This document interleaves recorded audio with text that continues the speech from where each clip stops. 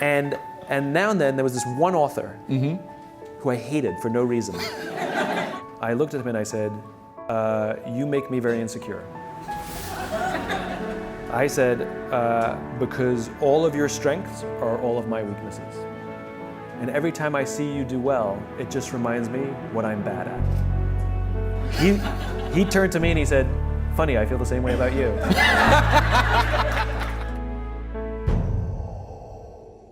Look, human beings, we can't help ourselves but compare ourselves to others.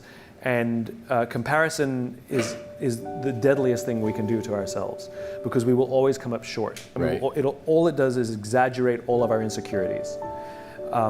It's okay to enjoy other people's success, but you let them live their lives and you live your life. I know, I've talked to so many millennials. I know somebody who's out of work, really depressed, and yet she goes and does all these things so she has the appearance of this amazing, successful life.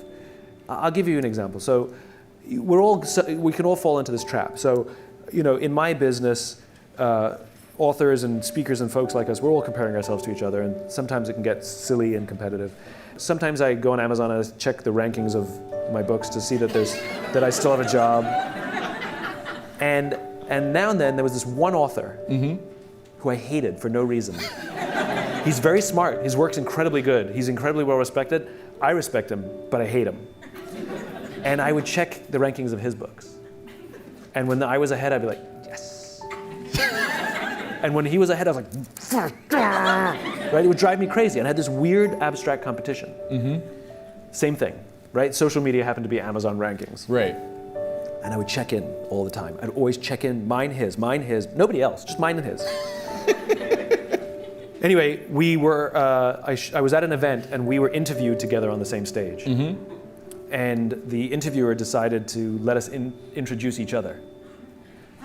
So I went first. I had to introduce him. And this is what I said. I looked at him and I said, you make me very insecure.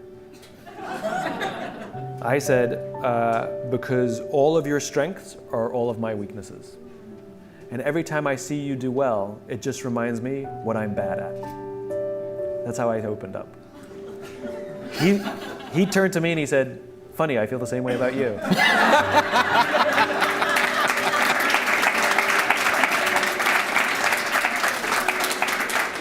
And now we love each other.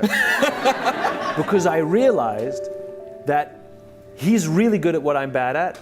So by me getting to know him and really learning to love him, I'm realizing I'm getting better at those things.